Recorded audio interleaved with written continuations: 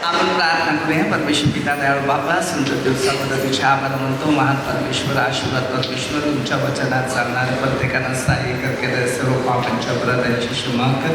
ही प्रार्थना मी आमच्या प्रभू येशू ख्रिस्ताच्या नावाने करतो. Hallelujah, hallelujah. नीतिसूत्रामध्ये ना 23 अध्यायामध्ये एक शिक्षणाविषयी आपल्याला दिलेलं आहे.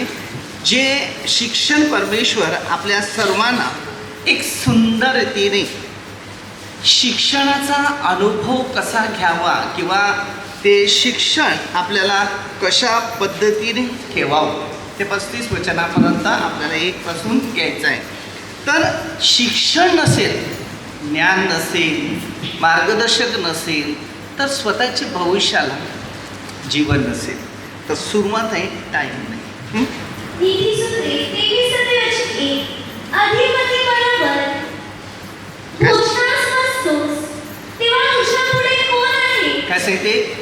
अधिपती जो आहे त्याच्या जवळ आहे आणि तो भोजन म्हणजे जेवायला बसतो तेव्हा काय सांगितले? तुझ्यापुढे कोण आहे? तुझ्या पुढे कोण आहे ह्याचा पूर्ण विचार कर. अरे तर पुढे ते सांगतो. म्हणजे तू खादाड असलास, तू खादाड असलास तर आपल्या गळ्याला सुरी लाव. तू खादाड असला गळ्याला सुरी लाव. अरे पुढे काय सांगते बघ, मग सांगतो. म्हणजे त्यांच्या मिस्टरांची इच्छा धरू नकोस, ती स्वतःची खाद्य आहे. काय सांगते? त्याच्या मिस्टरांची इच्छा करू नकोस, ती स्वतःची खाद्य आहे. हालेलुया. आता जसं तुम्ही खाणं खातात बरोबर, खादाड मनुष्य भरपूर खातो खातो खातो खातो खातो खातो हालेलुया. मग आता खातो खरा तो हालेलुया. आता माणसं पण वचनामध्ये आहेत, आत्म्यामध्ये आहे, प्रार्थनेत आहे, प्रार्थनेत राहतो, आध्यात्मिक भोजन खातो खातो खातो पण पचत नाही. हालेलुया. कारण आमच्या कशामध्ये आत्मिक विचारधारा उतरत नाही. बरोबर बरोबर की नाही? तुम्ही बसल्यात प्रार्थनेला खरं, पण तुमचे आचार विचार कुठे आहे? चुकीवर बसलेले आहेत, चांगल्या विचारात नाही आहे. कारण खाली बसतात तेव्हा विचारधारा शैतानाची असतात, तेव्हा तुम्हाला चांगल्या विचारामध्ये प्रवास करता येत नाही. तर जे आत्मिक भोजन आणि शारीरिक भोजन याच्यामध्ये फरक आहे. आता जर जसं तुमचं पोट आता जेवण खाल्लं पिलं भरलं बरं वाटलं बरोबर, तरी शेवटी पाणी पितात की नाही पितात? तो कशाला पाणी पितात? जेवायला बसले ते जेवतच राहतात की नाही? धनवान होण्यासाठी धडपड करू नकोस. काय सांगते? धनवान होण्यासाठी धडपड करू नका. कोणच कडे होतं माणूस म्हणतो मी धनवान हो, मला एका रात्रीतून एवढे पैसे मिळते, मला हे मिळते ते मिळते. तो काय सांगतो ते धडपड करू नको. ते सकाळी उठल्यापासून रात्रीपर्यंत कोण परदेशात चाललाय, कोण इकडे चाललाय, कोण तिकडे चाललाय, नुसता धडपड करता पण हातात काय नाही होत. एक साप पडले पिशवी त्या कोपमध्ये पण सांगतो मी अमुक शहरात जाईल, तमुक शहरात जाईल, नंतर भोग पडलेली पिशवी सारखंच आहे. काय वाप आहोत वापेसारखं उडून चाल. आपले चातुर्य एकीकडे ठेव, एकाच कडे ठेव, 1000 कडे नको. 2 धण्यामध्ये धावत गेलं का मनुष्य कधी घडण होत नाही. फोकस एकच ठेवायचं, पलीकडे जायचं. मार्च 4:35 पासून वचन दिले, तुम्ही परमेश्वराकडे आल्यात आणि आल्यानंतर तुमचं फोकस पहिलं त्याच्याकडे पाहिजे की मला हे शिक्षण पाहिजे आणि हे शिक्षण मला मिळाल्यावर मला भविष्यात पुढे काहीतरी बनलंच पाहिजे.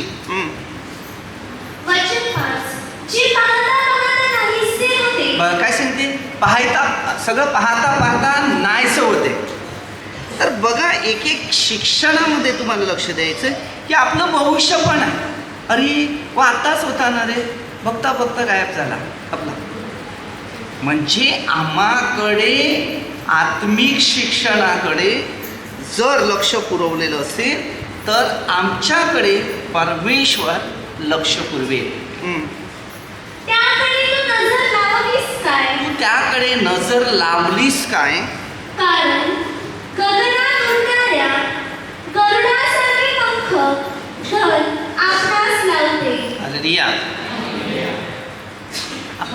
आयुष्यामध्ये काय बघतात मला सांगा.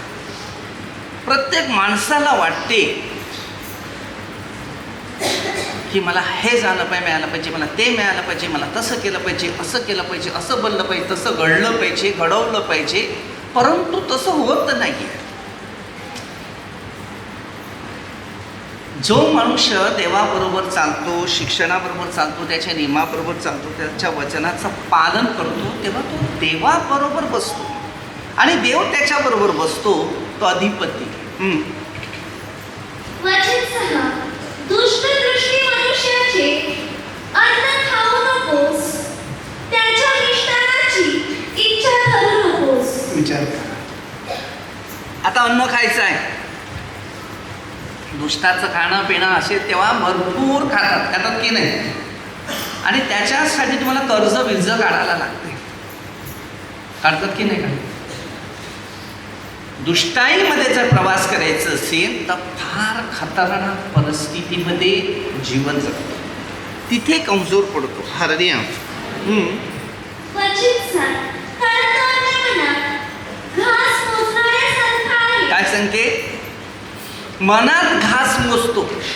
पुढे काय सांगतो घ्या नंतर सांगतो. वचनात गिळलेला घास तू काय सांगते? ओकून टाकशील. गिळलेला घास तू ओकून टाकशील. पुढे घे. तुझे गोड बोलणे व्यर्थ होईल. काय सांगते. तुझे गोड बोलणे. अरे गोड खाणं, गोड बोलून काय करतो. एखाद्याला सवय आहे गोड बोलायचं ना, मनामध्ये काळं ठेवायचं नाही. कधी तुमचे फायदे होणार नाही. परमेश्वर या मनातून. बुद्धीचा वापर कामाला येत नाही, मनाचं प्रेम कामाला येते. मनापासून लोकांची सेवा करा. समजलं का. बुद्धीवर बसवू नका. बुद्धी अशा पद्धतीने कधी कधी तुम्हाला कमजोर करते. पण मन एक दिल आहे. परमेश्वर मनातून ओळखतो. प्रेषित 1:24. सर्वांचा तो हृदय जाणारा एक परमेश्वर आहे. तुम्ही माणसाला चेहऱ्यावर ओळखतो, परंतु तो चेहरे परत कामाला येत नाही. कारण तुमचे चेहरे आहेत ना ते मोहित आहे आणि त्या मोहाने तुम्ही त्यांच्याशी संगत किंवा मैत्री करतो नाही. परमेश्वर 15:13 परमेश्वर काय सांगतो. तुम्ही माझे मित्र आहे. कशाला तो मित्र बोलतो. कारण तो आपल्या मित्राकरता खरा प्राण देतो. तुमच्यात कोण आहे मित्राकरता तुम्हाला उपयोग येणं. नाही, हे शक्य नाही. म्हणून तेवढंच ठिकाणामध्ये राहा. मी हर एक व्यक्तीशी कारण मला माहिती आहे की तुमच्या मनात माझ्याविषयी काहीतरी नफरत होत आहे. स्टॉप तिकडेच पलीकडे जाऊ नका. कारण का माहिती आहे का, ते वातावरण वेगळं होतं. म्हणजे तुमच्या मनामध्ये कुठेतरी दुष्टाने पकडलेलं आहे. म्हणून तुम्हाला चांगली व्यक्ती दिसत नाही. कोणतंच व्यक्ती बघते तसं. जोदासमध्ये काय घुसलं ते पाठ करायचं. पेत्रामध्ये काय घुसलं ते पण पाठ करायचं. 2 व्यक्ती आहे. एक घेतला जाईल, एक ठेवला गेला. तो ठेवला गेला. पेत्र कामाचा. काय सांगते. मूर्खाच्या कानात काय सांगू नका. काय सांगते. मूर्खाच्या कानात सांगू नको. कारण मूर्खाला बघा, तुम्ही काहीतरी आपल्या मन मोकळं करून कोणासोबत काहीतरी सांगून जातात. हे असं केलं की माझं असं झालं की त्याचं असं. ते अख्या गावामध्ये पसरतं. ते एकाचे 2, 2चे 4. म्हणजे मूर्ख आहे ते. आणि मूर्खाच्या कानात पडल्यानंतर त्याचा कान फाटतो. मग तो उडतो असं त्यासारखा पसर.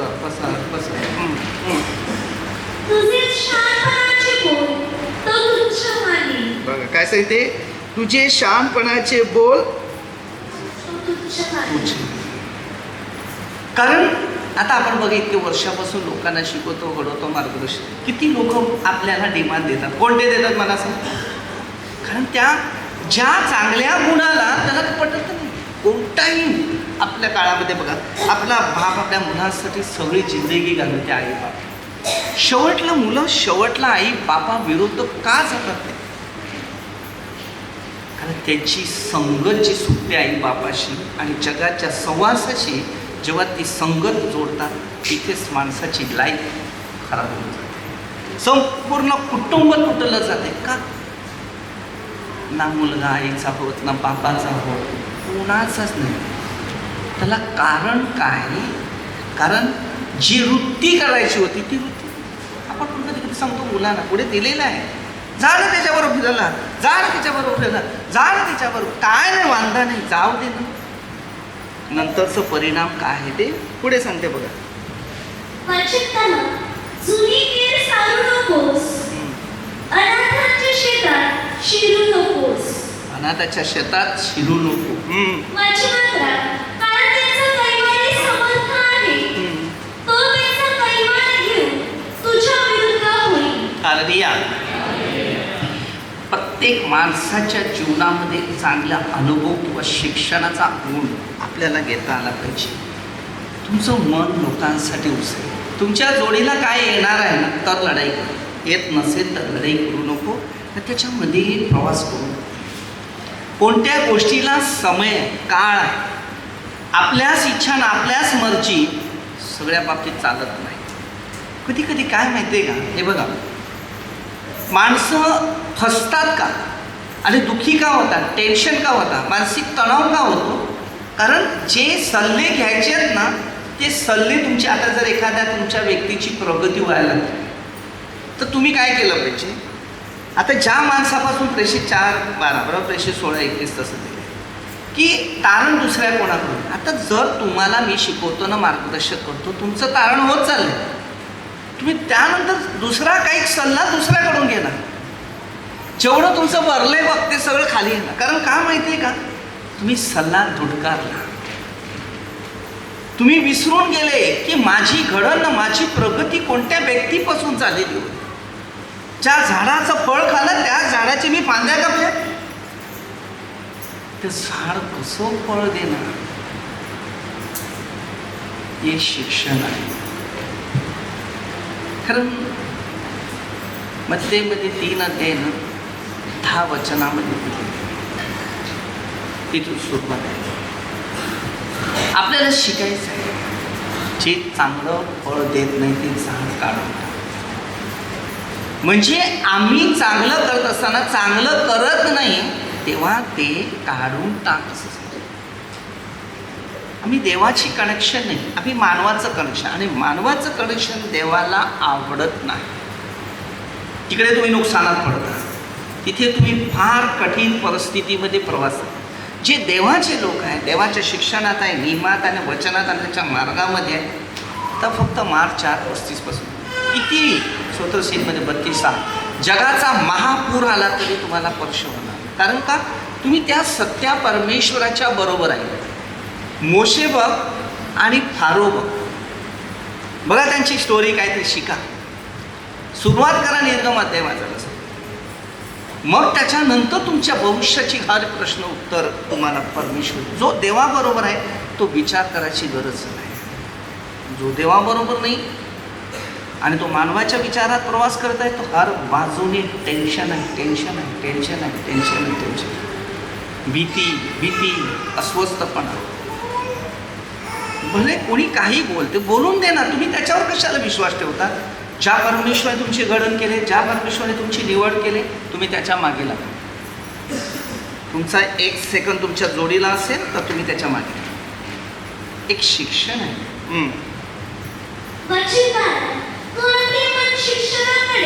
तू आपले मन शिक्षणाकडे, आपल्या कान काय सांगते, ज्ञानाची जी वचनं आहेत ना त्याच्याकडे लाव. कोण काय बोलते तिकडे नका लाव. आपण आल्यानंतर इकडे बघा, मला सांगा किती लोक आहे तुमच्या हातात बायबल आहे. सगळे बायबलवाले नाही. तुम्ही बायबल नसेल तर तुमचं कानाकडे लक्ष नाही, म्हणजे देवाच्या वचनाकडे कान नाही लागले. आणि हेच तुम्हाला माग त्या टायमाला शैतान काय फायदा घेतो माहिती आहे का, जेव्हा एखादा व्यक्ती हा मनापासून विश्वासाने प्रार्थना करतो आणि त्याच्या मार्गात चालतो, तर त्याच्यातला जेव्हा तो एक दुष्ट आत्मा आहे तो उतरतो ना, तो तेव्हा त्याच्यामध्ये प्रवास करतो. कारण खाली बसलेलं तर शैतानच आहे.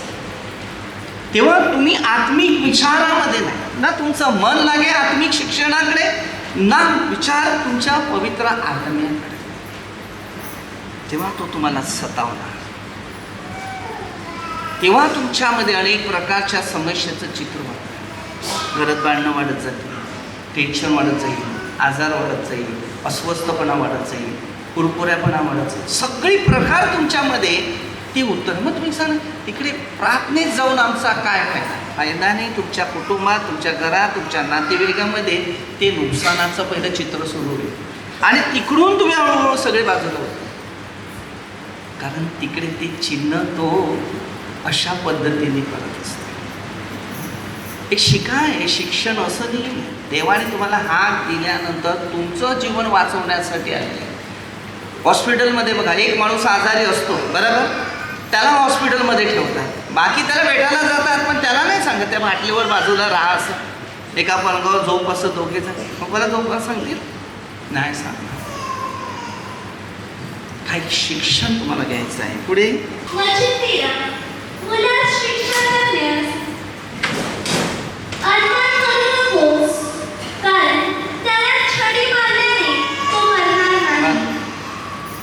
मुलांना जेव्हा शिक्षण देतात, काय सांगितलं तर त्याला शिकवतो. त्याला शिक्षणाबाबतीत तू घाबरू नको. आणि छडी घेतली, टपकन मारला तर त्याच्याविषयी तू विचार करू नको, तो मरत नाही. पोरांना शिस्त आणि शिक्षण देताना तुम्ही काय विचार करा. तुम्हाला एक उदाहरण देतो. आजच्या काळामध्ये मुलं आईबापांना घाबरवतात बरोबर. मुलांना वाटेल ते जीवन जगायला वाटते. ते का वाटते मला सांगा. तुम्ही त्यांना आझादीने फ्री दिली. शिस्त बायबल शिकवते. जर ती चुका करत असेल तर त्याला शेडी घे आणि त्याला मारतो. मरतो का नाही. मरतात कधी माहिती, देवाच्या नियमाविरोध वागतात तेव्हा मरतात. कारण सैतानाच्या हातामध्ये ते सापडलेले जातात आणि त्यावेळेला ती मुलं हळूहळू चुकीच्या प्रवासामध्ये प्रवास करत जातात. त्यांना ते कळत नाही. कारण पौलाने पण तो प्रश्न दिलेला आहे. रोम करा 7:15 वचन दिलेलं आहे. पौल काय सांगतो माहिती आहे, मी काय करतो, तो काय करतो ते नाही माहीत. त्याच्यामध्ये तो एक दुष्ट आत्मा कार्य करायला लागल्यानंतर तो मनुष्य वेगळ्याच दिशेने असतो. तो मुलगा असो, मुलगी असो, पुरुष असो का स्त्री असो, त्यांना समजत नाही मी कुठे चाललेला आहे. कारण त्या दुष्ट आत्म्याबरोबर त्यांचं कनेक्शन जोडलेलं जातं. हां, मग तुम्हाला प्रार्थनेत येऊन देणार नाही, प्रार्थना करून देणार नाही. हे तुमचं लाईफ आणि तर मोबाईलमुळे टेन्शन आहे. हे सगळं घडणार आहे. जो येणारा आता काळ येतो, मोठा प्रसंग या पृथ्वीवर आलेला आहे. वचन घे प्रकटीकरणमध्ये 12:12.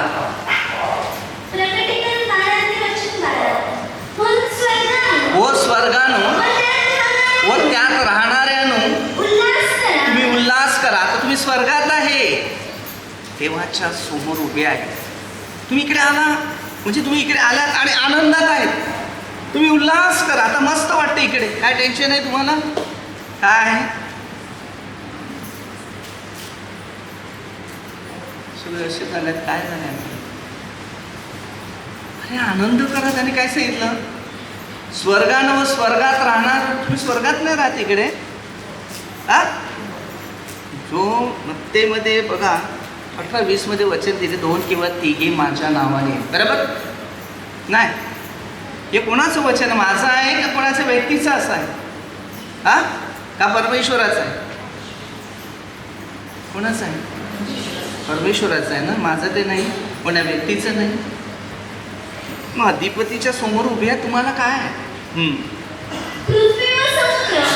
बघा काय सांगितले, पृथ्वी व समुद्र. समजलं का, लक्षात आलं तुम्हाला. नाही, आता समुद्रामध्ये इराणमध्ये लढाई आहे.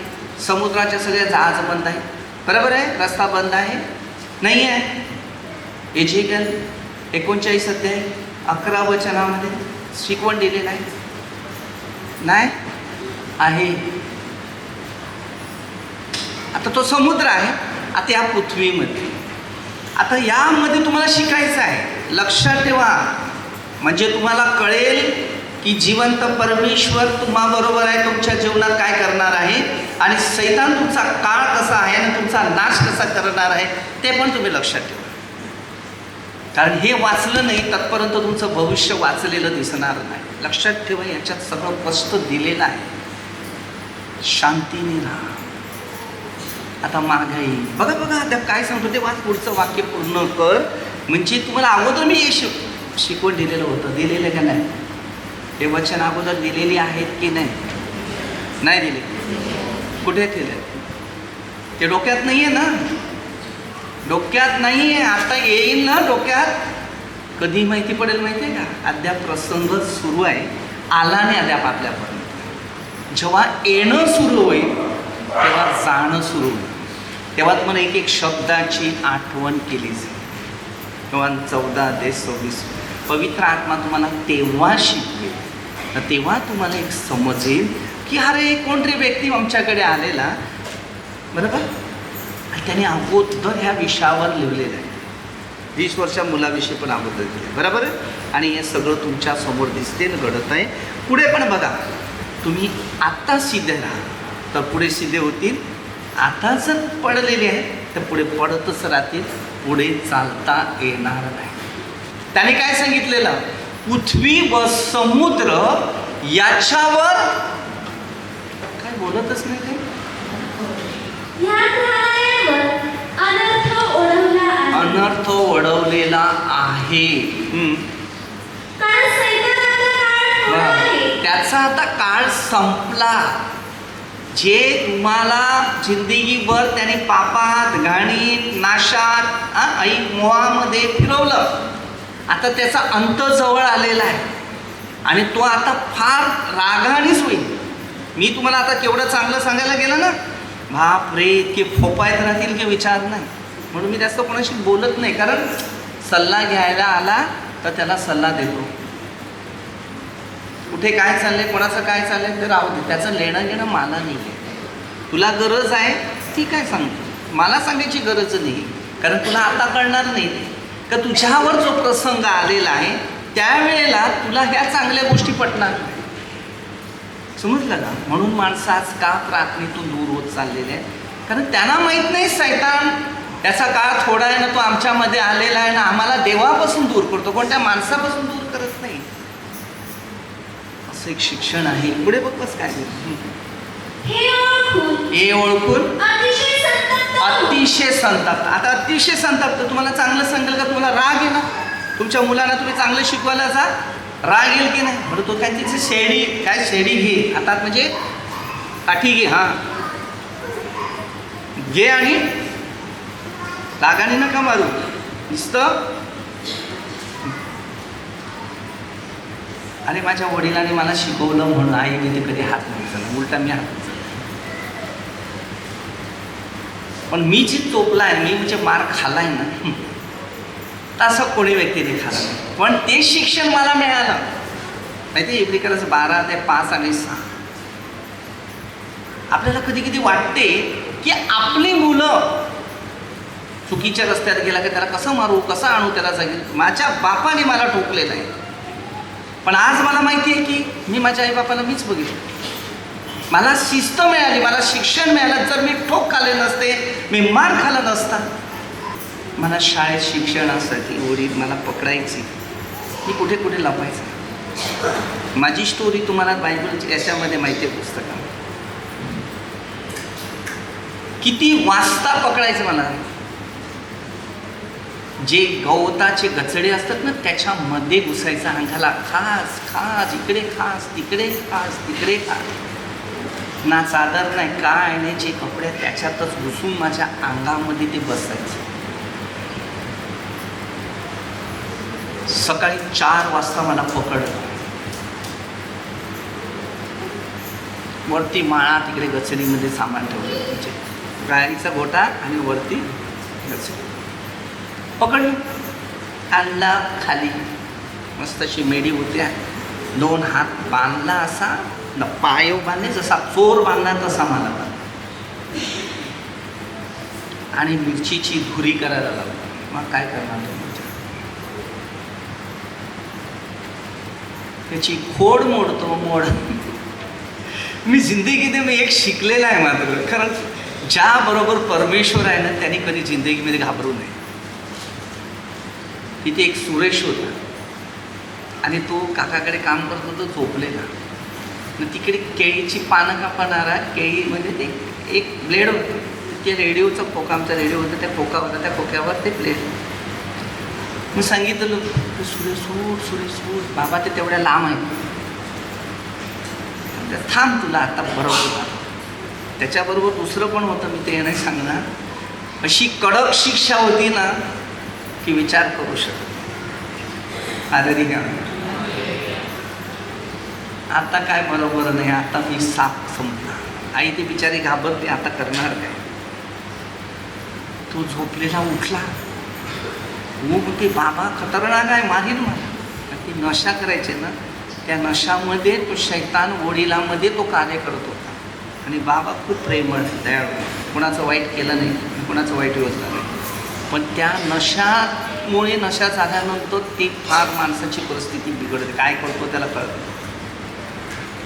मग तो उठला, घाबरेत त्यांना बरं हात हे काप, इथून ते 2 असा बांधलेला होता, त्याने ब्लेडाने तोडलं. एक कसं एक वरचा वटा असा आणि दुसरा खाली वटा. पहिल्याच्या काळात वटे असे होते, इकडे मोठं गरक्याने तर मागे ते आग बनवायला लागली. ह्याने काय केलं, ते तोडलं, पायाची पण तोडलं, पायाचे पण कापले, हाताचे पण कापले. असा राहिला ना, बघितलं कसा पळाला, रस्ता कुठे. तर ते कसं आहे, इथे किचन आहे, इथे एक वटा आहे आणि इकडे एक दुसरा म्हणजे हॉल, हा हॉल, तो हॉल आणि ते किचन. आता तिकडे दिसत नाही, इथे दिसत नाही. असं आलं, असं आलं, असं आलं आणि असं आलं, बरोबर. एक इकडे आलं, नंतर असं आहे. हातात आला, बाबाने हातामध्ये ते मिरची पकडले आणि कौल घेतले ना, थोडा हा हा करत आहे. तिथून दिसलं हॉलमध्ये जोरात बोंबर केलं, पळ काढली. अरे खूप पळालं. अरे रे, मला बायबल आधारित समजते. एशियामध्ये 43 अध्यायामध्ये खरोखर ज्या बरोबर परमेश्वर आहे त्याला हे काम करायचं होतं, म्हणून माझ्या शरीराला तिथे दुःख नव्हतं. मग वडील आमचे भरपूर त्यांनी पश्चाताप केला की मी तुला ओळखलं नव्हतं. वडिलांचे शब्द तसे निघाले.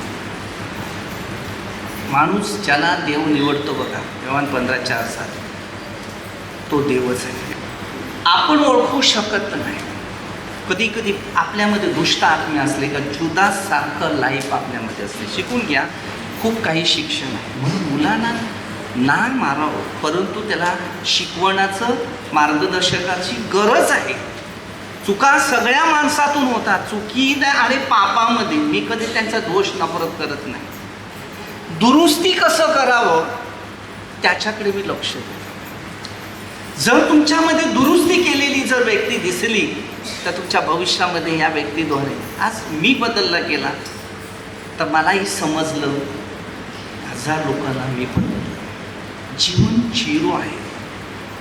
आपल्या भविष्यात खूप काय आहे. हल्ली म्हणजे आजच्या काळामध्ये जी मुलं आहेत मग ते 10-35 पाहतो, पण त्यांना आध्यात्मिक शिक्षणाचा थोडा तरी सल्ला नाही. कारण माहिती आहे तुम्हाला, शेवट तुम्हाला पण नाही कळणार तो आत्मा आल्यानंतर. तुमच्या वडिलांना, आईना, सगळ्या त्या मुलांना, सगळ्यांना पश्चाताप होतो. कारण ते वेतनच तसं असतं.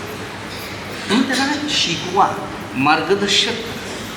आता काही लोक येतात माझ्यामध्ये मार्गदर्शकासाठी, मला सांगतो मला मी शिकवा. मग त्यांना मी सल्ला देतो, असं असायला असं, असायला असं. तो सल्ला त्याने घेतला म्हणजे तर त्याच्यातून उतरले. पण जर ते चोरी चुपे काम केलं तर त्या सल्ल्यामधून उतरणं फार कठीण. हे बघा, मानसिक संतुलन प्रत्येक माणसाचं बिघडलं जातं.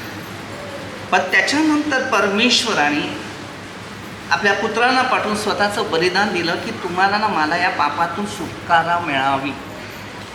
पहिल्या तुम्ही चुका केल्या, वांद नाही, आम्ही पण पापी होतो.